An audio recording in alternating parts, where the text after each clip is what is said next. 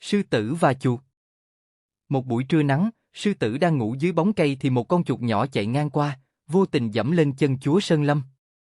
Sư tử gầm lên, vồ lấy chuột. Chuột run rẩy van xin. Xin tha cho tôi.